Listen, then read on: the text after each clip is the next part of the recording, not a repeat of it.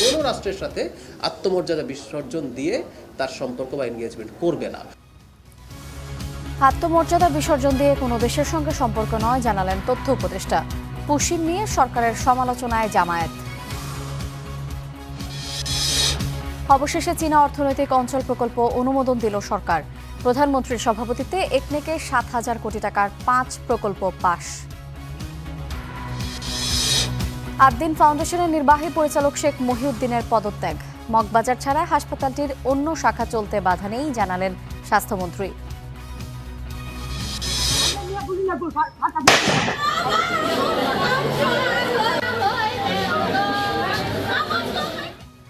আধিপত্য বিস্তারের জেরে সংঘাতে এবার রণক্ষেত্র নরসিংদী। গোলাগুলিতে এক স্কুল ছাত্র নিহত। ঢাকা মেডিকেলে ভর্তি 2 জন।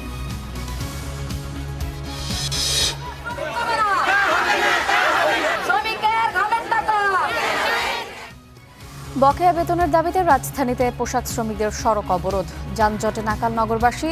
3 ঘণ্টা পর আন্দোলনকারীদের সরিয়ে দিল পুলিশ। ভার্চুয়ালি সই হয়ে গেছে যুক্তরাষ্ট্র ইরান সমঝোতা স্মারক। দাবি ট্রাম্পের।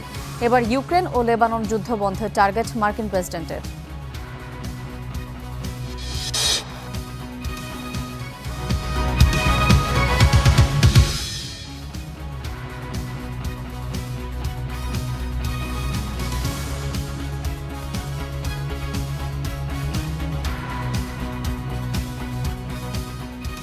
দেখছিলেন শিরোনাম, এবার বিস্তারিত। বিমানবন্দরে অসৌজন্যমূলক আচরণের প্রতিবাদ জানাতেই তাৎক্ষণিক সিদ্ধান্তে দেশে ফিরেছেন বলে জানিয়েছেন প্রধানমন্ত্রীর তথ্য উপদেষ্টা জাহিদুর রহমান। দুপুরে সচিবালয়ে তিনি জানিয়েছেন, আত্মমর্যাদা বিসর্জন দিয়ে কোনো দেশের সঙ্গে সম্পর্কে যাবে না ঢাকা। তবে তার আশা, বাংলাদেশের প্রতি আরও আন্তরিক হবে ভারত। ভারতের দিল্লি বিমানবন্দর সরকারি সফরে যোগ দিতে রোববার বিকেলে সেখানে পৌঁছান প্রধানমন্ত্রীর তথ্য উপদেষ্টা জাহিদুর রহমান। প্রায় 2 ঘণ্টা বিমানবন্দরে তাকে বসিয়ে রাখেন ইমিগ্রেশন কর্মকর্তারা। এর প্রতিবাদে সফর বাতিল করে কলম্বো হয়ে দেশে ফেরেন তিনি। আপনারা খেয়াল করেছেন হয়তো আমাদের এইচপিএম। এর একদিন পর দিল্লির ঘটনা গণমাধ্যমের সামনে তুলে ধরলেন সচিবালয়। বলেন, সেখানে তার সঙ্গে সঠিক ব্যবহার করা হয়নি। আমি ম্যালট্রিটেড হয়েছি, আমার সাথে সঠিক বিহেভ করা হয় নাই। কারণ আমি যেখানে যাব এই তথ্য জানানো হয়েছিল। আমাকে নিয়ে যদি কোনো সমস্যা থেকে থাকে সেই সমস্যা তারা সমাধান করা অথবা অবজেকশন আগে দেয়া, এরকম কিছু হলেই হয়তো হতো। কিন্তু না, যেটা ঘটলো সেই কারণেই আমাকে দেরি করানো হচ্ছে।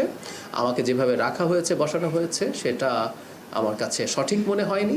এবং আমাদের হাই কমিশনারকে আমি দেখেছি, তিনি বিভিন্ন পর্যায়ে যথেষ্ট চেষ্টা করছেন। এমন না যে 2 ঘন্টা আমি এমনি বসে আছি, তারা চেষ্টা করছেন। আমাদের হাই কমিশনারও যখন চেষ্টা করছেন এবং এটা যখন সলভ হচ্ছিল না দেখলাম, তখন আমার মনে হলো ইটস বেটার টু রিটার্ন।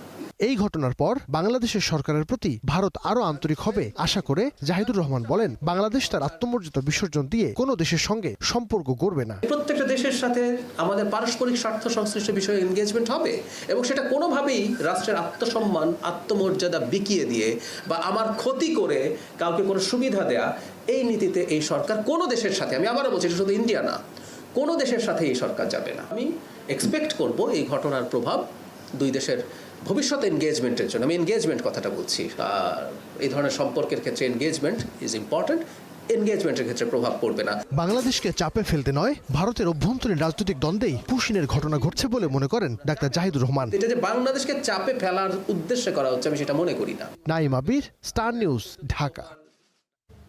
দর্শক, এই মুহূর্তে সচিবালয়ে কথা বলছেন সড়ক পরিবহন মন্ত্রী। আমরা সরাসরি যাচ্ছি সেখানে। কিলোমিটার পথ কমে যায়, এটা আমরা সবসময় শুনছি, কিন্তু এটা বাস্তবায়ন করবার জন্য প্রকল্প গ্রহণের তাগাদা এসেছে। This is the difference. আরেকটি কথা আপনি বলছেন যে রেল লাইন বানাচ্ছেন, লোকোমোটিভ বা ক্যারেজ থাকছে কিনা। বিগত আমলে যে কাজগুলি হয়েছে সেখানে রেল লাইন হয়েছে, ক্যারেজ বা লোকোমোটিভের কোনো সন্ধানই নাই। এরকম আমরা এবার সেখান থেকে বেরিয়ে এসেছি সম্পূর্ণভাবে। ডিপিপি পাস হওয়ার সময়ই ট্রেন লাইন হবে, at the same time locomotive এবং ক্যারেজ আয়োজন ওই ডিপিপির মধ্যেই থাকবে। এর জন্য আলাদা প্রকল্প না, সমন্বিত প্রকল্প হবে, যাতে ট্রেন লাইনটা নির্মাণ শেষ হলো একই সাথেই ট্রেন চলাচল শুরু করলো। এরকমভাবে হবে প্রজেক্ট। যেগুলি আসবে সবগুলি প্রজেক্টই ওই বিবেচনায় হবে, বিচ্ছিন্নভাবে হবে না। লাইন, ক্যারেজ আর লোকোমোটিভ ভিন্ন ভিন্ন প্রকল্প ভিন্নভাবে বাস্তবায়ন তা হবে না, সমন্বিতভাবে হবে।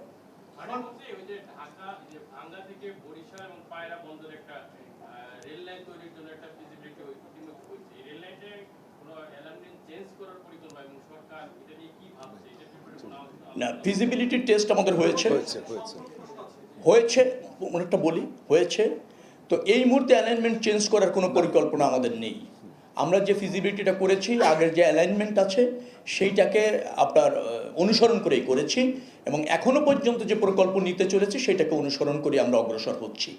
অ্যালাইনমেন্টের চেঞ্জের কোনো প্রয়োজন আমরা দেখছি না, এরকম দাবিও দেখছি না। সচিবালয়ে কথা বলছেন সড়ক পরিবহন মন্ত্রী, আমরা সরাসরি যুক্ত ছিলাম সেখানে। নেই খাবার পানি, রোদ বৃষ্টির মাঝে কুড়িগ্রাম সীমান্তের শূন্যরেখায় 3 দিন ধরে আটকা 9 জন, তাদের মধ্যে নারী এবং শিশুও রয়েছে। এছাড়া নতুন করে 2 জনকে পুশিনের চেষ্টা হয়েছে 2 সীমান্তে। কুড়িগ্রামের রৌমারী সীমান্তের শূন্যরেখা, বিএসএফের পুশিন চেষ্টার পর এভাবেই 3 দিন ধরে আটকে আছেন নারী শিশুসহ 9 জন। নেই খাবার পানি, রোদ বৃষ্টির মাঝে মানবেতর দিন কাটাচ্ছেন তারা। বাচ্চা এদিক সেদিক যাইতে পারছে না, বাচ্চা একটু চলাফেরা করতে পারছে না, শুধু বাচ্চা না মহিলাও এদিক সেদিক যাচ্ছে না, তাদের লজ্জা স্থানের তো একটা হেফাজত দরকার। 10টার পরে আমরা দেখলাম আকাশে অনেক বজ্রমেঘ, সেই সঙ্গে বজ্রবৃষ্টি হয়েছিল গতকাল রাত্রে।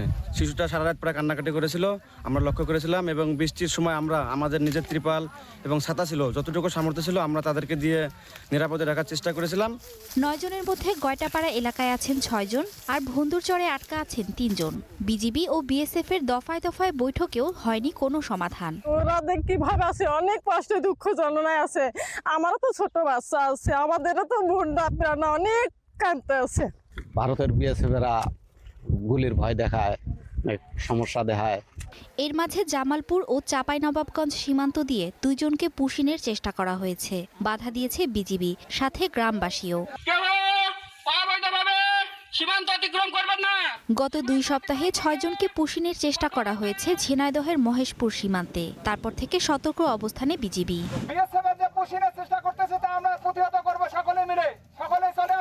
জয়পুরহাট সহ অন্য জেলাগুলোর সীমান্তে সতর্ক অবস্থানে আছে বর্ডার গার্ড বাংলাদেশ।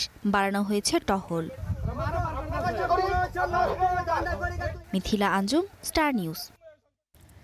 অবশেষে চীনা অর্থনৈতিক অঞ্চল প্রকল্প অনুমোদন দিল সরকার।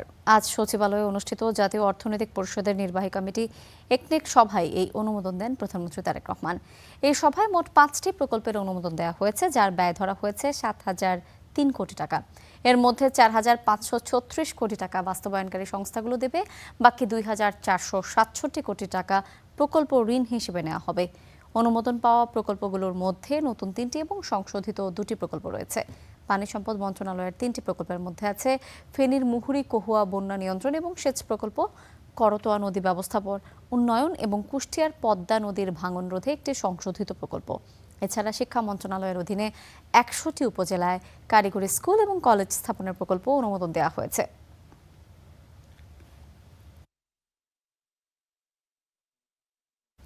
আগামীকাল মৌলভীবাজার যাচ্ছেন প্রধানমন্ত্রী তারেক রহমান।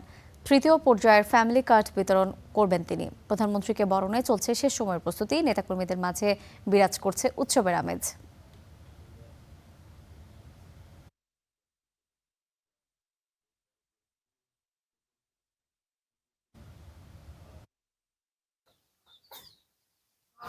শ্রীমঙ্গলে শুইলপুর গ্রামের জখাতুন বিবি। স্বামীর মৃত্যুর পর ঠাঁই হয় ভাইয়ের সংসারে, সেখানেও অভাব অনটন। বাধ্য হয়ে বেছে নেন ভিক্ষাবৃত্তি। হতদরিদ্র এই নারী এবার পাচ্ছেন ফ্যামিলি কার্ড।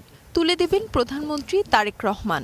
স্বামী মরণে ওনকে আমি বড় বিয়েসবের মতো করি, ওনকে আমার খেউটায় খাটায় আমার পালন যন্ত্র নাই। ওনকে আমি করি আবুজাত করা বাইরে গেছে আসলাম, বাইরে গেছে ওনকে বাইরে গেছে দেখা যায় ওনকে তারই ফেট চলে না, তার ফেট চলতে না আমার ফালতু সামনে। জখাতুনের মতো মৌলভীবাজারের আরও 3 শতাধিক নারী পাচ্ছেন 3য় পর্যায়ের ফ্যামিলি কার্ড। রিক্সা রুজি দিয়া আমার ফ্যামিলিটা চলে না, খুব একটা কষ্টে চলে। ফ্যামিলি কার্ডটা পাইলে তো একেবারে খুশি হইব। প্রধানমন্ত্রী যদি দেন তে ধরিলেন আমরা একটু সাহায্য পাইলাম। খাট আমি পাই সরকারে দেই, আমার একটু সাহায্য। আগামী 17 জুন মৌলভীবাজার সফরে যাচ্ছেন প্রধানমন্ত্রী তারেক রহমান। প্রথমে শ্রীমঙ্গলের ভিক্টোরিয়া উচ্চ বিদ্যালয় মাঠে ফ্যামিলি কার্ড বিতরণ করবেন তিনি। পরে যাবেন জেলা শহরের সরকারি উচ্চ বিদ্যালয় মাঠে, সেখানেও বিতরণ করবেন কার্ড। মাঠ পর্যায়ে গিয়ে ঘরে ঘরে গিয়ে আমরা সেটা রিভেরিফিকেশন করছি। আশা করছি চূড়ান্তভাবে ফ্যামিলি কার্ডের মধ্যে যারা থাকবেন তারা যোগ্য উপকারভোগী থাকবেন এবং এই ফ্যামিলি কার্ডের সুবিধা তারা পেয়ে নিশ্চয়ই তারা অত্যন্ত খুশি হবেন। মঞ্চ তৈরি সহ প্রধানমন্ত্রীকে বরণে চলছে শেষ সময়ের প্রস্তুতি, থাকবে নিরাপত্তা ব্যবস্থা। সামগ্রিক যে নিরাপত্তা ব্যবস্থা সেটা সামরিকভাবে সমন্বয় করছে, আপনারা জানেন আইন অনুযায়ী স্পেশাল সিকিউরিটি ফোর্স, পাশাপাশি আমাদের জেলা প্রশাসন, পুলিশ প্রশাসন থেকে শুরু করে সরকারের প্রত্যেকটা দপ্তরে আমরা যে আমাদের সার্বিক সহযোগিতা সেটা আমরা করছি। প্রধানমন্ত্রীর আগমন ঘিরে উচ্ছ্বসিত স্থানীয় নেতাকর্মীরা। জেলা জুড়েই এখন সাজ সাজ রব। Desk report, star news. Awami League আর গণতন্ত্র একসাথে যায় না, ভবিষ্যতেও যাবে না বলে জানিয়েছেন স্থানীয় সরকার মন্ত্রী মির্জা ফখরুল ইসলাম আলমগীর। দুপুরে জাতীয় প্রেস ক্লাবে সংবাদপত্রের কালো দিবস উপলক্ষে বাংলাদেশ ফেডারেল সাংবাদিক ইউনিয়ন এবং ঢাকা সাংবাদিক ইউনিয়ন আয়োজিত আলোচনা সভায় কথা জানিয়েছেন তিনি। মির্জা ফখরুল ইসলাম আরও বলেছেন, বিএনপি নিরাপদ একটা রাজনৈতিক দল, কারণ দলটির ভিন্ন মত সহ্য করার ধৈর্য রয়েছে। বর্তমান সরকার গণমাধ্যমের স্বাধীনতা রক্ষায় কাজ করছে। পরে অনুষ্ঠানে তথ্যমন্ত্রী জহিরুদ্দিন স্বপন বলেছেন, ফ্যাসিস্ট সরকারের আমলে বন্ধ হয়ে যাওয়া সংবাদ মাধ্যমগুলো চালু করার ব্যবস্থা নেওয়া হচ্ছে বলেও জানান তিনি। তবে সাংবাদিকদের আর্থিক এবং পেশাগত মর্যাদা নিশ্চিতের উপর জোর দেন ফখরুল। এ সময় তথ্যমন্ত্রী বলেছেন, গণমাধ্যম কমিশন দাঁড় করাতে পারলে তা ফ্যাসিবাদ মুক্ত বাংলাদেশের সবচেয়ে গুরুত্বপূর্ণ অংশ হবে। দায়িত্বে আসার পরে পরে যে ঘোষণাগুলো তিনি দিয়েছেন সেই ঘোষণার মধ্যে কিন্তু আমাদের সংবাদ মাধ্যমের স্বাধীনতাকে নিশ্চিত করার ব্যাপারটা তিনি বারবার করে বলেছেন। বন্ধ হয়ে যাওয়া যে সমস্ত সংবাদ মাধ্যমগুলো রয়েছে, দৈনিক বাংলা, টাইমস, এগুলোকে চালু করার জন্য সমস্যার যে নতুন চেহারা ধারণ করেছে সেই নতুন চেহারাকেও আমাদের কিন্তু উপলব্ধি করতে হবে, অনুভব করতে হবে এবং তার সমাধানকে উদ্ভাবন করতে হবে। এখন রাষ্ট্র আপনাদের সঙ্গে সমস্যা সমাধানের যে প্রক্রিয়া তার একজন সহযোগী অংশীদারে পরিণত হতে চায়। রাজনৈতিক কোনো বিষয়ে বর্তমান সরকার গণমাধ্যমে হস্তক্ষেপ করেনি, ভবিষ্যতেও করবে না বলে আশ্বস্ত করেছেন তথ্য প্রতিমন্ত্রী ইয়াসের খান চৌধুরী। দুপুরে ঢাকা রিপোর্টার্স ইউনিটিতে সংবাদপত্রের কালো দিবস উপলক্ষে আয়োজিত আলোচনা সভায় কথা জানান তিনি। বলেছেন, গণমাধ্যমের বিরোধিতা নয়, টিম ওয়ার্কের মাধ্যমে বাংলাদেশের উন্নয়ন করতে হবে। ফ্যাসিজমের বিরুদ্ধে লড়াই এবং ভালো কাজকে অনুপ্রেরণা দিতে হবে। আলোচনা সভায় দৈনিক আমার দেশের সম্পাদক মাহমুদুর রহমান বলেছেন, শেখ মুজিবুর রহমান ফ্যাসিবাদের আইকন ছিলেন। তাকে হাসিনা থেকে পৃথক করে ভালো মানুষ বানিয়ে আওয়ামী লীগকে ফিরিয়ে আনার সুযোগ নেই।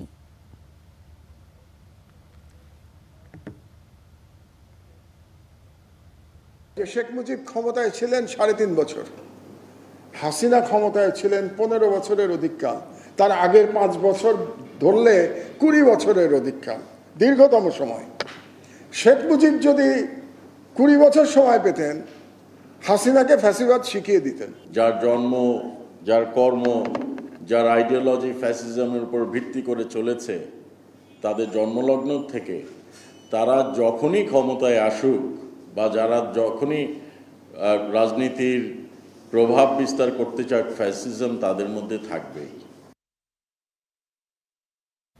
আদ্দিন হাসপাতালের লাইসেন্স বাতিলের সিদ্ধান্ত ভুল নয়, সঠিক বলে জানিয়েছেন স্বাস্থ্যমন্ত্রী সরদার মোহাম্মদ সাখাওয়াত হোসেন। তবে হাসপাতালটির মগবাজার ছাড়া অন্য শাখায় চলতে বাধা নেই বলে জানিয়েছেন তিনি। সকালে হলি ফ্যামিলি হাসপাতালে এক অনুষ্ঠানে এসব কথা বলেছেন মন্ত্রী। এদিকে পদত্যাগ করেছেন আদ্দিন ফাউন্ডেশনের নির্বাহী পরিচালক শেখ মহিউদ্দিন। তার স্থলাভিষিক্ত হয়েছেন জামালুন্নেসা।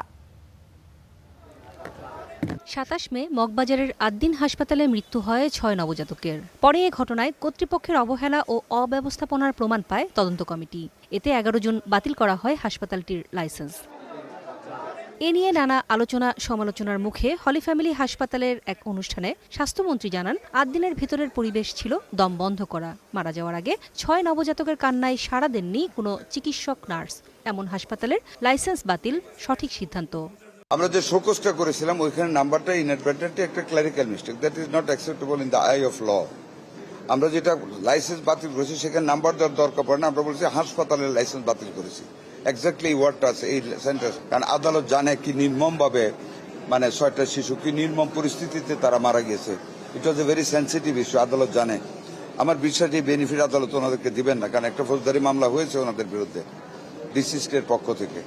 এ সময় মন্ত্রী আরও জানান, মগবাজারের হাসপাতালটির লাইসেন্স বাতিল করা হলেও ৮ দিনের অন্য শাখা চলতে বাধা নেই। Authority did not visit that room. Can you imagine? From the ownership side, nobody visited the room. They didn't care. ৬ শিশুর মৃত্যুর দায় হাসপাতাল কর্তৃপক্ষকেই নিতে হবে জানিয়ে স্বাস্থ্যমন্ত্রী আরও বলেন, এই অপরাধের শাস্তি হিসেবেই নিবন্ধন বাতিল হয়েছে। কেউ অপরাধ করলে পার পাওয়ার সুযোগ নেই। Medical ethics is tantamount to moral ethics. নূরে জান্নাত, স্টার নিউজ, ঢাকা। পূর্বশত্রুতার জেরে দুপক্ষের সংঘর্ষে ফের রণক্ষেত্র নরসিংদীর রায়পুরা। হয়েছে গোলাগুলি, এতে এক স্কুল ছাত্র নিহত হয়েছেন, আহত হয়েছেন বেশ কয়েকজন। তাদের মধ্যে কয়েকজনকে গুরুতর অবস্থায় ঢাকায় আনা হয়েছে। হাতে হাতে আগ্নেয়াস্ত্র, মাথায় হেলমেট, তারপর প্রতিপক্ষের সাথে লড়াই, গোলাগুলি। এই চিত্র নরসিংদীর রায়পুরার মেঘনাপাড়ের দড়িগা এলাকার। পূর্ব শত্রুতার জেরে সকালে সংঘর্ষে জড়ান ফেলু ও শহীদুল্লাহ গ্রুপের লোকজন। চলে ধাওয়া পাল্টা ধাওয়া, গুলিবিদ্ধ হন বেশ কয়েকজন। তাদের মধ্যে ঢাকা মেডিকেলে মারা যায় স্কুল ছাত্র অনিক। সংঘর্ষের সময় বেশ কিছু বাড়িঘর ও দোকানপাটে চালানো হয় হামলা, ভাঙচুর। এ ঘটনায় এলাকা জুড়ে বিরাজ করছে উত্তেজনা, আতঙ্ক। খবর পেয়ে ঘটনাস্থলে যায় আইনশৃঙ্খলা বাহিনী, পরে নিয়ন্ত্রণে আসে পরিস্থিতি। গেল বছরের ডিসেম্বরেও সংঘর্ষে জড়ায় ফেলু ও শহীদুল্লাহর সমর্থকরা, ঘটে প্রাণহানিও। Desk report, star news. বকেয়া বেতনের দাবিতে ফের সড়ক অবরোধ করে বিক্ষোভ করেছে নাসা গ্রুপের শ্রমিকরা। রাজধানীর তেজগাঁও শিল্পাঞ্চলে শুরু হওয়া প্রতিবাদে আশপাশে সড়কে তৈরি হয় তীব্র যানজট। ভোগান্তিতে পড়েন অফিসগামী এবং জরুরি প্রয়োজনে বের হওয়া মানুষ। বিক্ষোভের এক পর্যায়ে চলতি মাসের ২০ তারিখের মধ্যে দাবি মেটানো আশ্বাস দিয়েছে নাসা কর্তৃপক্ষ। সকাল ৯:৩০টার পর রাজধানীর তেজগাঁও শিল্পাঞ্চলে শুরু হয় শ্রমিকদের বিক্ষোভ। মে মাসের বেতন, এরিয়াল বিলের টাকা, ছুটির অর্থসহ ৭ দফা দাবিতে সড়ক অবরোধ করেন নাসা গ্রুপের শ্রমিকরা। এ সময় সড়কের দুই পাশে আটকে পড়ে শত শত যানবাহন। দুর্ভোগে পড়েন অফিসগামী মানুষ। অনেকেই বাধ্য হয়ে দীর্ঘ পথ হেঁটে গন্তব্যের উদ্দেশ্যে রওনা দেন। হাজার হাজার মানুষ দুর্ভোগে, যেমন রুগী, স্কুলের বাচ্চাগুলা যেতে পারতেছে না। তাদের আন্দোলন, তাদের কারো কথা তারা শুনতেছে না। ক্ষতি তো হচ্ছে, সেরকম হাজার হাজার মানুষ আটকে আছে দাঁড়ায়। দুর্ভোগ না মানুষের। শ্রমিক ক্লাব সরকারি প্রোডাক্ট নিয়ে যাব, কিন্তু অনেক লেট হয়ে গেল। শ্রমিকদের দাবি, ঈদের ছুটির পর কোনো ধরনের পূর্ব ঘোষণা ছাড়াই কারখানা বন্ধ করে দেওয়া হয়েছে। এতে অনিশ্চয়তায় পড়েছেন শ্রমিক কর্মচারীরা। 13 তারিখে আসছি, 15 তারিখে বলছে তোমরা 16 তারিখে আসছো, তোমাদের একটা সমাধান দিব। এরকম আমাদেরকে রাস্তার মধ্যে ঘোড়ার মতন দৌড়াদৌড়ি করতেছে। আমাদের কি কোনো সমাধান নাই? গেছে মাস দেয়, এই মাসের আবার 16 তারিখ হয়ে গেছে। তাহলে আমাদেরকে চাকরি বাকরি নিতে হবে না? আমাদেরকে ঢাকা বাড়ি ঘর আছে। আমাদের চাওয়া আমাদের ছুটির টাকা, বেতন এবং আমাদের যেই বেসিক আছে, বেসিকের টাকা দিয়েছি। আমাদের অফিস বন্ধ করে দিবে না খুলে দিবে, তার ব্যক্তিগত ব্যাপার। আমাদের যে দাবি আছে ওই দাবি আমাদের বুঝাই দেখ, আমরা রাজপথ ছাইরা দিব। ২.৫ ঘন্টা পর প্রতিবাদ ও ক্ষোভ নিরসনে চলতি মাসের ২০ তারিখের মধ্যে সমাধানের আশ্বাস জানায় নাসা গ্রুপ কর্তৃপক্ষ। স্যার আসার পরে আপনাদের এই বিষয়টা সর্বোচ্চ গুরুত্ব দিয়ে দেখে স্যার আশ্বস্ত করছে যে একটা সমাধান ২০ তারিখের ভিতরে স্যার দিবে বলে আমাকে জানাইছে। বেলা 12:30টার দিকে সড়ক থেকে আন্দোলনকারীদের সরিয়ে দেয় পুলিশ। এর আগেও বেতন ভাতার দাবিতে বেশ কয়েকবার সড়কে নেমেছে নাসা গ্রুপের শ্রমিকরা। মৌমিতা মৌ, স্টার নিউজ, ঢাকা। সংসদে পুশিন নিয়ে আলোচনায় আগ্রহী নয় সরকার। এ বিষয়ে নোটিশ দিলেও তা প্রত্যাহারে চাপ দেওয়া হচ্ছে বলে অভিযোগ করেছেন বিরোধী দলীয় নেতা। জনরায় উপেক্ষা করে সংবিধান সংশোধন কমিটি নয়, সংবিধান সংস্কার পরিষদ গঠনেই অনড় অবস্থানের কথাও জানিয়েছেন তিনি। দুপুরে সাংবাদিকদের সঙ্গে মতবিনিময়ে এসব কথা বলেছেন তিনি। এই ৩টা সংসদ নির্বাচনে জাতীয় সংসদ ভবনে সংসদ বিটের সাংবাদিকদের সঙ্গে মতবিনিময় সভা। এতে উপস্থিত ছিলেন বিরোধী দলীয় নেতা, উপনেতা, হুইপ সহ অন্যান্য সংসদ সদস্যরা। এ সময় বিরোধী দলীয় নেতা বলেন, সংবিধান সংস্কার পরিষদ ছাড়া সংশোধন কমিটি চান না তারা। যে সংবিধান সংশোধনের জন্য তো কোনো কমিটির দরকার নাই, এটা তো একটা রুটিন ওয়ার্ক। এটা বিল আকারে আসবে ট্রেজারি বেঞ্চ থেকে, আমরা আলোচনায় অংশগ্রহণ করব, যেটুকু ভালো মনে করব। পাস হলে পাস হবে, রিজেক্ট হলে রিজেক্ট হবে। এটার জন্য কোনো কমিটি লাগে না। সীমান্ত হত্যা ও পুশিন প্রশ্নে তার অভিযোগ, সংসদে এই ইস্যুতে বিরোধী দল আলোচনার জন্য নোটিশ দিলেও তা প্রত্যাহারে চাপ দেয়া হচ্ছে। দেখেন, যেটা সংসদে সমাধান হওয়ার সংসদে হবে, যেটা না হওয়ার রাজপথে হবে। এছাড়া জুন জুলাইয়ে অর্থবছর না করে জানুয়ারি ডিসেম্বর করার দাবিও জানান বিরোধী দলীয় নেতা শফিকুর রহমান। Nafia Farzana, star news. চট্টগ্রামের বাকুলিয়ায় 4 বছরের শিশু ধর্ষণ মামলার রায় কাল। যুক্তিতর্ক উপস্থাপন শেষে রায়ের এই দিন ঠিক করেছেন আদালত। মামলার একমাত্র আসামি মনির হোসেন। এতে মোট 18 জনের সাক্ষ্য গ্রহণ নেওয়া হয়েছে। বাকুলিয়ায় শিশু ধর্ষণ মামলায় মঙ্গলবার আদালতে যুক্তিতর্ক উপস্থাপন করা হয়। নিজ নিজ পক্ষে বক্তব্য তুলে ধরেন বাদী ও আসামি পক্ষের আইনজীবী। পরে বুধবার রায় ঘোষণার দিন নির্ধারণ করেন বিচারক। গেল বুধবার থেকে শুরু হয় মামলার সাক্ষ্য গ্রহণ। 3 কার্যদিবসে সাক্ষ্য দেন 18 জন। চট্টগ্রাম মহানগর শিশু সহিংসতা দমন ট্রাইব্যুনালে চলছে বিচারিক কার্যক্রম। রায়ে ন্যায় বিচারের প্রত্যাশা বাদীপক্ষের আইনজীবীর। 18 জন সাক্ষীকে রাষ্ট্রপক্ষে উপস্থাপন করা হয়েছে এবং গতকাল 342 ধারা পরীক্ষার জন্য ছিল। রাষ্ট্রপক্ষে আমরা 18 জন সাক্ষীকে সন্দেহাতীতভাবে আমার অভিযোগের সমর্থনে আমরা প্রমাণ করতে সক্ষম হয়েছি এবং রাষ্ট্রপক্ষ আমরা আসামির সর্বোচ্চ সাজা দাবি করেছি। মামলার একমাত্র আসামি 32 বছর বয়সী মনির হোসেন, পেশায় ডেকোরেটর দোকান কর্মচারী। গত 9 জুন তার বিরুদ্ধে অভিযোগ গঠনের মাধ্যমে শুরু হয় বিচার কাজ। 22 ধারা জবানবন্দিতে বলছে আসামি আমাকে ব্যথা দিয়েছে, পরবর্তীতে আমি আসামিকে দেখাই দিই, কিন্তু যাদেরকে দেখাই দিই ওরা বলছে যে আমি ওই সময় ছিলাম না, আমি দোকানে যাচ্ছিলাম, দোকানে যাওয়ার সময় আমাকে আসামি দেখা দেওয়া, তো আমি এই ঘটনা ঘটছে। এইটা চট্টগ্রামে ধর্ষণ মামলায় অল্প সময়ের মধ্যে এটি হতে যাচ্ছে প্রথম রায়। ন্যায় বিচারের আশা মানবাধিকার কর্মীদের। ধর্ষণ কোনো অবস্থাতেই কাম্য না। ধর্ষণ একটা নিকৃষ্ট ঘটনা।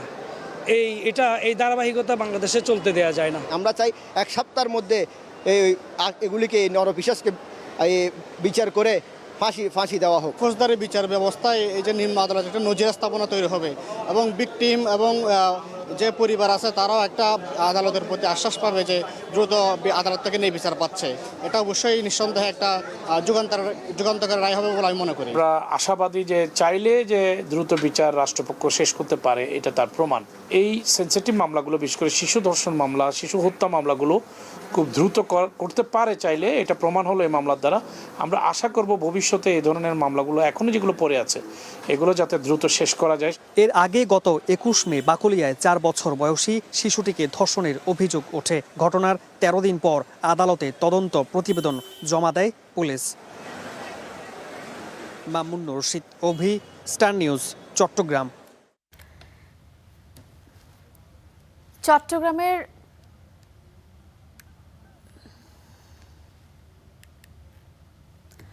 রাজধানীর পল্লবীতে শিশু রামিসা ধর্ষণ হত্যার দায়ে ফাঁসির দণ্ডপ্রাপ্ত আসামি সোহেল রানা এবং স্বপ্না আক্তারের জন্য রাষ্ট্রীয় খরচে আইনজীবী নিয়োগের নির্দেশ দিয়েছেন হাইকোর্ট। সকালে বিচারপতি ভীষ্মদেব চক্রবর্তী এবং বিচারপতি KM রাশেদুজ্জামান রাজার সমন্বয়ে গঠিত হাইকোর্ট বেঞ্চ এই আদেশ দেন। মামলাটির ডেথ রেফারেন্স এবং আসামিদের জেল আপিল শুনানির জন্য পেপার বুক প্রস্তুত হলে মামলাটি শুনানির জন্য বিশেষ বেঞ্চের কার্যতালিকায় আনা হয়। এর আগে রোববার আসামিদের জেল আপিল শুনানির গ্রহণ করেন বিচারপতি মোহাম্মদ আলী এবং বিচারপতি মোহাম্মদ সাইফুল ইসলামের সমন্বয়ে গঠিত হাইকোর্ট বেঞ্চ। ওই দিনই বিচারপতি ভীষ্মদেব চক্রবর্তী এবং বিচারপতি KM রাশেদুজ্জামান রাজার সমন্বয়ে গঠিত হাইকোর্টের বিশেষ বেঞ্চে শিশু রামিসা ধর্ষণ হত্যা মামলার ডেথ রেফারেন্স এবং আপিল অগ্রাধিকার ভিত্তিতে কোনো মুলতবি ছাড়া বিরতিহীনভাবে শুনানির আবেদন জানান অ্যাটর্নি জেনারেল। গত 9 জুন রাজধানীর পল্লবীতে 8 বছরের শিশু রামিসা ধর্ষণ এবং হত্যার দায়ে ফাঁসির দণ্ডপ্রাপ্ত আসামি সোহেল রানা এবং স্বপ্না আক্তারের মৃত্যুদণ্ড অনুমোদনের নথি হাইকোর্টে আসে।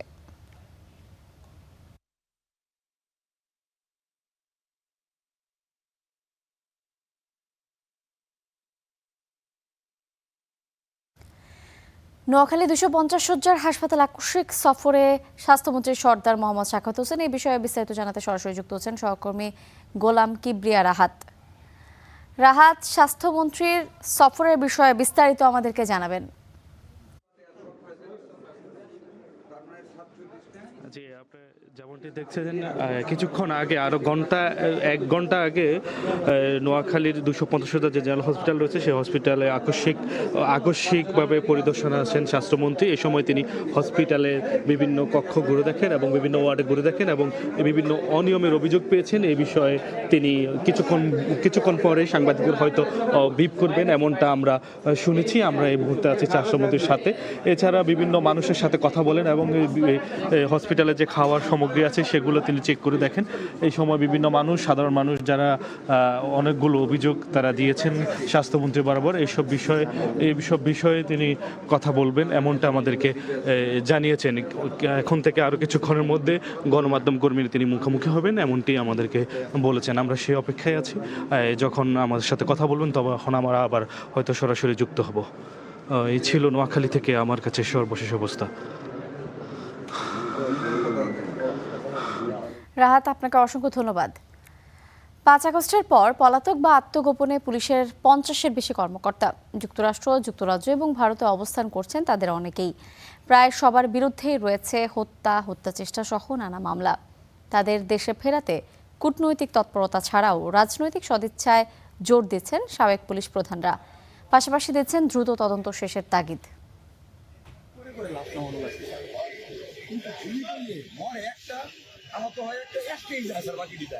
জুলাই অভ্যুত্থান দমনে এভাবে বেপরোয়া ভূমিকায় ছিল পুলিশ। গুলি, টিয়ারশেল, লাঠিচার্জ থেকে শুরু করে বিগত সরকারকে নানান বুদ্ধি পরামর্শ দিয়ে এতে 5 আগস্ট আওয়ামী লীগ সরকারের পতনের পর কয়েক ডজন পুলিশ কর্মকর্তাকে হয় বিদেশে পালাতে হয়েছে, নয়তো যেতে হয়েছে আত্মগোপনে। হত্যাসহ মানবতা বিরোধী অপরাধের নানা মামলায় আসামি হয়েছেন তারা। সে মামলায় বড় নাম সাবেক ডিএমপি কমিশনার হাবিবুর রহমান, সাবেক অতিরিক্ত কমিশনার হারুন আর রশিদ, অতিরিক্ত ডিআইজি প্রলয় কুমার জোয়ারদার, সঞ্জিত কুমার রায়, যুগ্ম কমিশনার বিপ্লব কুমার সরকারের মতো কর্মকর্তারা। 117 মামলার আসামি হাবিবুর রহমান রয়েছেন যুক্তরাজ্যে, হারুন আর রশিদের অবস্থান যুক্তরাষ্ট্রে। তার নামে মামলা 171টি, মনিরুল ইসলামের বিরুদ্ধে মামলা 46টি। তিনি ও প্রলয় জোয়ারদার পলাতক ভারতে। আরেক কর্মকর্তা 125 মামলার আসামি বিপ্লব কুমারের অবস্থান এখনো জানা যায়নি। এ অবস্থায় সাবেক আইজিপি নুরুল হুদা বলছেন, অভিযুক্ত কর্মকর্তাদের ফিরিয়ে বিচার নিশ্চিতে প্রয়োজন রাজনৈতিক সদিচ্ছা, পাশাপাশি তৎপরতা বাড়াতে হবে কূটনৈতিক চ্যানেলে। ডিপেন্ড করে গভর্নমেন্টের সদিচ্ছার উপরে, অথরিটি, ওই দেশের অথরিটি, এই দেশের অথরিটি, তারা যদি পার্সু করে নিশ্চয়ই আনা যায়। আরেক সাবেক পুলিশ প্রধান বাহারুল আলমের পরামর্শ, সাবেক পুলিশ কর্মকর্তাদের মামলাগুলোর তদন্ত দ্রুত শেষ করে নির্দোষদের দায় মুক্তি দিতে হবে। অনেক পুলিশ অফিসার ইনভলভ ছিলেন, সেটা অতি উৎসাহী হয়ে হোক অথবা যে কোনোভাবেই হোক। 8-10টা তো আমার মনে পড়ে আমরা অ্যাপ্লাই করেছি ফর ইস্যুইং নোটিস। যদি অপরাধী হয়ে থাকেন সেটার জন্য আইনগত যে ব্যবস্থা, অথবা যদি না হয়ে থাকেন তাহলে তাকে এই অ্যাকুইটাল দেওয়া। দায়ীদের বিচার নিশ্চিত করে নির্দোষদের দায় মুক্তিতে বিচার প্রক্রিয়ার প্রতি আস্থা বাড়বে এবং অনিশ্চয়তা কমবে বলেও মনে করছেন পুলিশের সাবেক কর্মকর্তারা। নিবিড় সাহা, স্টার নিউজ, ঢাকা।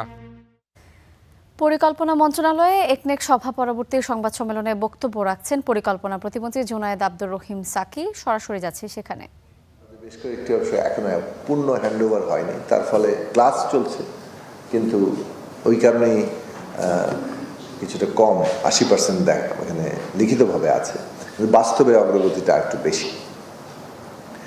কিন্তু যে 6টি হয়নি তার যে কারণ তারা ব্যাখ্যা করেছেন, কিংবা সামগ্রিকভাবে এই যে দীর্ঘসূত্রিতা তার যে কারণ ব্যাখ্যা করেছেন, এটা একনেকের কাছে সন্তোষজনক মনে হয়নি। যে কারণে মাননীয় প্রধানমন্ত্রী একনেকের বৈঠক থেকে আইএমএডি ডিভিশনকে এই বিষয়ে তদন্ত করার জন্য নির্দেশনা দিয়েছেন। এর আগেও কয়েকটি প্রকল্প নিয়ে তিনি তদন্তের নির্দেশনা দিয়েছেন, এবং এই তদন্তগুলো থেকে আমরা যে জিনিসটা চিহ্নিত করার চেষ্টা করছি সেটা হচ্ছে প্রকল্প বাস্তবায়নের যে সমস্যা, দীর্ঘসূত্রিতা এবং ব্যয় বৃদ্ধির ঘটনা আমরা প্রত্যেকটি ক্ষেত্রে দেখতে পাচ্ছি, সেইগুলোর একটা সাধারণ জায়গাগুলো চিহ্নিত করা।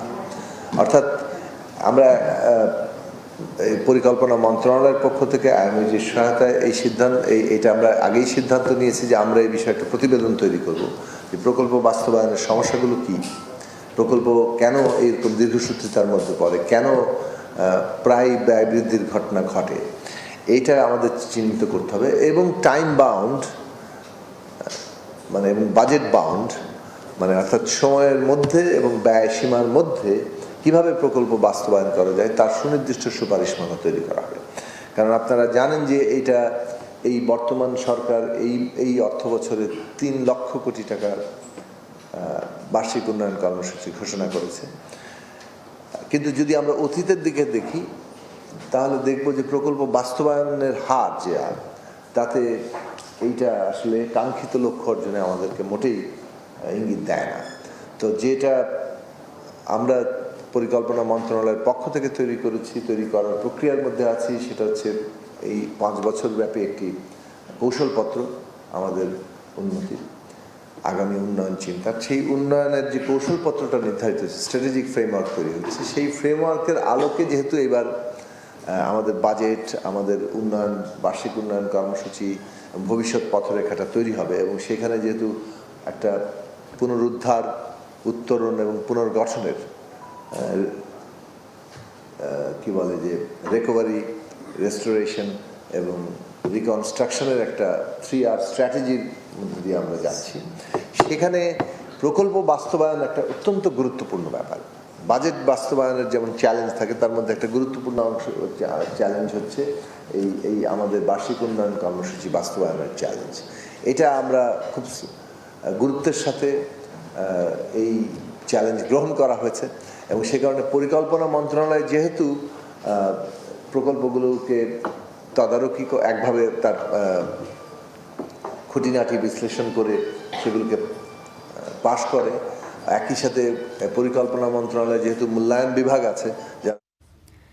পরিকল্পনা মন্ত্রণালয়ে একনেক সভা পরবর্তী সংবাদ সম্মেলনে বক্তব্য রাখছেন পরিকল্পনা প্রতিমন্ত্রী জুনায়েদ আব্দুর রহিম সাকি। আমরা এতক্ষণ যুক্ত ছিলাম সেখানে। মাত্র 25 দিনে বরগুনার বিভিন্ন এলাকা থেকে উদ্ধার হয়েছে 13টি মরদেহ। এর মধ্যে আছে রহস্যজনক মৃত্যু, আলোচিত হত্যাকাণ্ড এবং গণপিটুনিতে নিহতের মতো ঘটনা।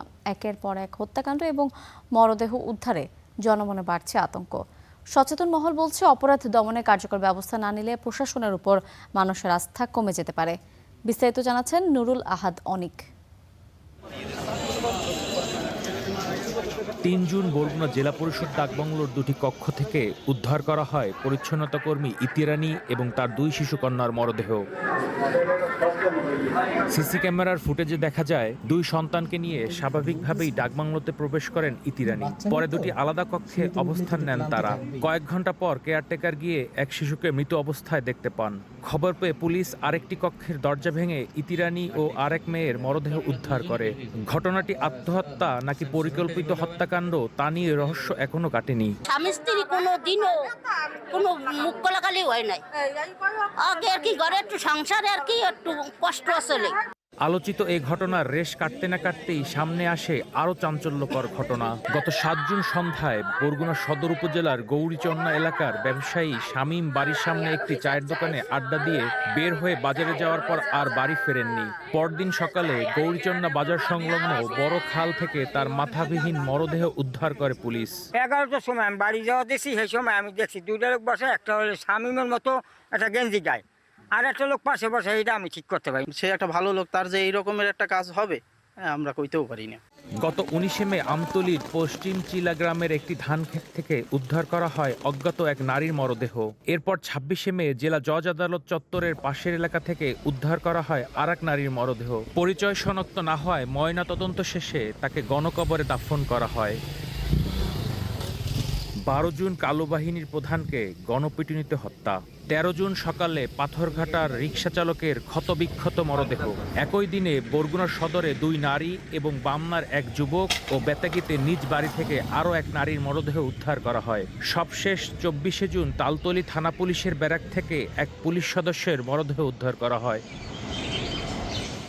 সব মিলিয়ে ২৫ দিনে জেলার বিভিন্ন স্থান থেকে এসব মরদেহ উদ্ধারের ঘটনায় আতঙ্কিত স্থানীয়রা। একটার পর একটা মরদেহ উদ্ধার, এটা আইনশৃঙ্খলা পরিস্থিতির এক ধরনের অবনতি বলবো। তাদের মৃত্যুর কারণটা কি, এই কারণটা কিন্তু উদ্ঘাটন হয়নি। বগুড়া পুলিশ প্রশাসন আরও তৎপর হতে হবে, এটাই বাস্তবতা। এবং তারা ইতিমধ্যেই সেভাবে একটা ক্রাশ প্রোগ্রাম হাতে নিয়েছেন যাতে করে এটা নিয়ন্ত্রণ থাকে। এমন পরিস্থিতিতে পুলিশ বলছে আলোচিত ঘটনাগুলো তদন্ত চলছে। এছাড়াও অপরাধ দমনে আইন শৃঙ্খলা বাহিনীর যৌথ অভিযান অব্যাহত রয়েছে। একাধিক ঘটনা ঘটেছে, বিভিন্ন কারণে বিভিন্নভাবে ঘটেছে। আমরা প্রত্যেকটি বিষয়কে গুরুত্ব সহকারে নিচ্ছি এবং প্রত্যেকটি বিষয়ে নিয়ে আলাদা আলাদা টিম কাজ করছে। প্রত্যেকটি ঘটনা উদ্ঘাটিত হবে, প্রত্যেকটি ঘটনার সঙ্গে যারা জড়িত তারা শনাক্ত হবে, গ্রেপ্তার হবে। জেলার আইন শৃঙ্খলা পরিস্থিতি নিয়ন্ত্রণে দ্রুত কার্যকর পদক্ষেপের দাবি বরগুনাবাসীর। নুরুল আহাদ অনিক, স্টার নিউজ, বরগুনা।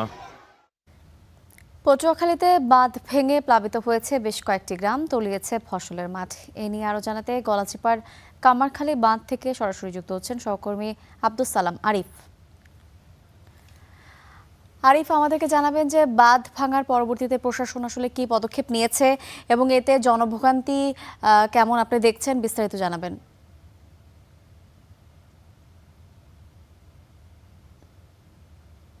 জি, আপনাকে ধন্যবাদ। আমি এই মুহূর্তে দাঁড়িয়ে রয়েছি একেবারে বাঁধের পাশে, যেখানে মূলত গত কয়েকদিন থেকে বাঁধটি ভেঙে গেছে। আমরা যদি এটি পূর্ববর্তী যেখানে আসলে সংবাদটি পেলাম, সেটি হচ্ছে যে গত বছরের এই সময়টায় এখানকার জলাবদ্ধতা সৃষ্টি হয়েছিল। সেই জলাবদ্ধতা থেকে স্থানীয়রা মুক্তি পেতেই তারা মূলত এই বাঁধটি কেটে দিয়েছিল এবং এই কেটে দেওয়ার পরে এখানে তারা একটি পাইপ দিয়েছিল, যে পাইপ দিয়ে পানি ওঠানামা করত।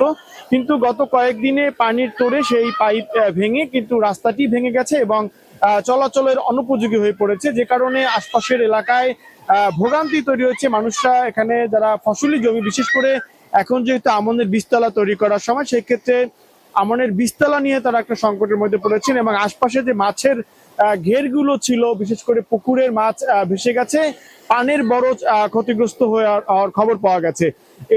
যেহেতু রাস্তাটি হচ্ছে স্থানীয় সরকার প্রকৌশল বিভাগে, সেক্ষেত্রে হয়তো তারা এখানে একটি কালভার্ট নির্মাণ করবে। এবার এ বিষয়ে আমরা উপজেলা প্রশাসনের কথা বলেছি, তারা বলেছে যেহেতু এটি সম্প্রতি সময় ভেঙেছে, তারা এটি খোঁজ খবর নিয়ে এটিকে আবারও সংস্কার করার জন্য উদ্যোগ নেবে।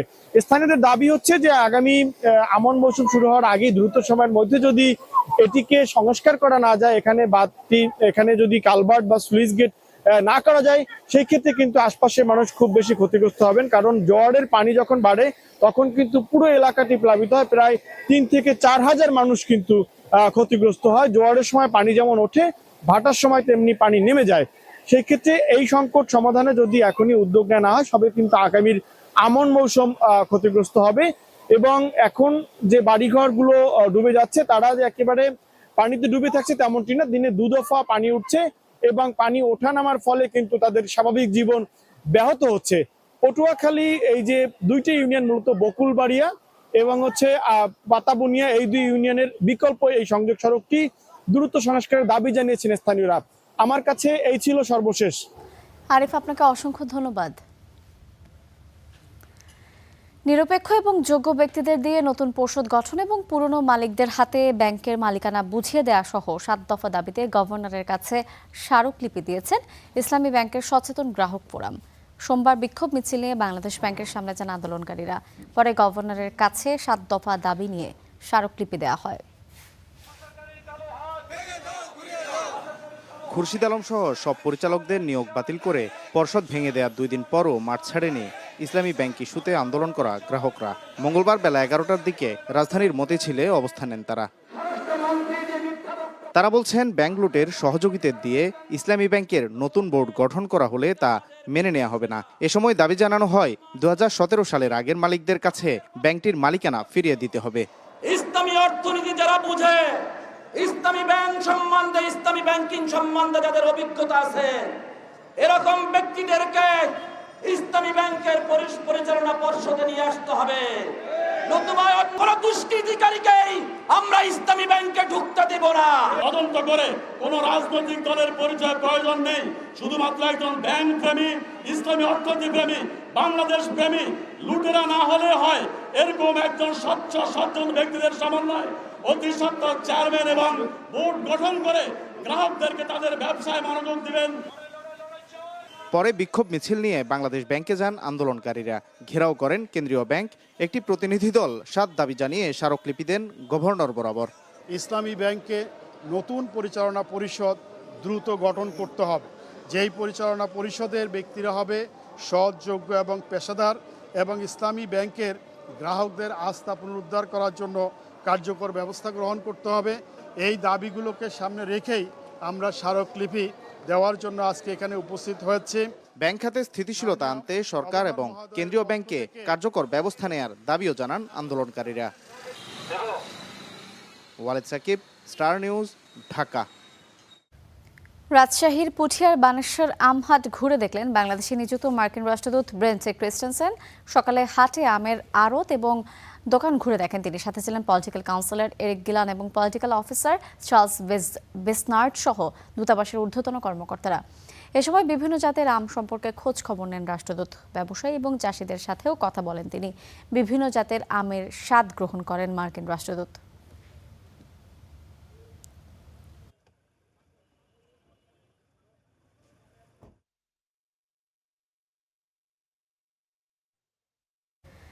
আন্তর্জাতিক প্রসঙ্গ। ভার্চুয়ালি সই হলো ইরান যুক্তরাষ্ট্রের সমঝোতা চুক্তি। যুক্তরাষ্ট্রের পক্ষে প্রেসিডেন্ট ট্রাম্প এবং ভাইস প্রেসিডেন্ট জেডি ভ্যান্স আর ইরানের পক্ষে স্পিকার মোহাম্মদ বাকের গালিবাফ এই চুক্তিতে সই করেছেন। শুক্রবারের আগেই প্রকাশ হতে পারে 1.5 পৃষ্ঠার এই চুক্তি। চুক্তি সইয়ের পরই হরমুজ প্রণালী আংশিক খুলে দেওয়া হয়েছে বলে দাবি করেছেন ট্রাম্প। তবে ইরানের বিপ্লবী গার্ড বাহিনী বলছে গেল 96 ঘন্টায় এই পথ দিয়ে কোনো জাহাজ পার হয়নি।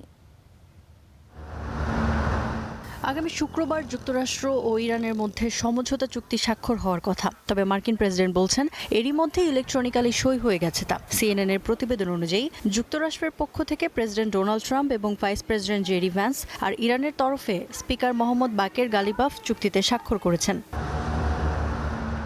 ট্রাম্প বলছেন ইরান নাকি পারমাণবিক অস্ত্র না অর্জন করার ব্যাপারেও রাজি হয়েছে। চুক্তি সইয়ের পর হরমুজ প্রণালী আংশিক খুলে গেছে বলেও দাবি করছেন তিনি। ভাষ্য, শুক্রবারের মধ্যে কোনো টোল ছাড়াই জাহাজ চলাচল শুরু হবে। ট্রাম্পের দাবি, হরমুজ আংশিক খুলে যাওয়ায় তেলের দাম দ্রুত কমে আসছে এবং শেয়ার বাজার রকেটের গতিতে ঊর্ধ্বমুখী হচ্ছে।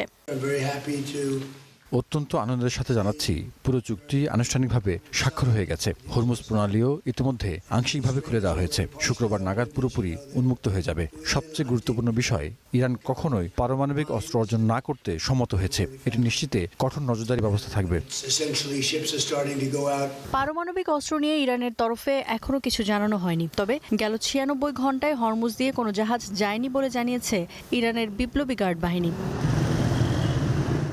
এদিকে কিছু প্রতিবেদনে দাবি করা হচ্ছে এই চুক্তিতে স্বাক্ষর করার জন্য ইরানকে অর্থ দিয়েছে যুক্তরাষ্ট্র, যাকে ভুয়া খবর বলছে ওয়াশিংটন। শুক্রবারের আগেই চুক্তির বিস্তারিত নথি প্রকাশ করা হতে পারে বলে জানিয়েছেন মার্কিন ভাইস প্রেসিডেন্ট জেডি ভ্যান্স।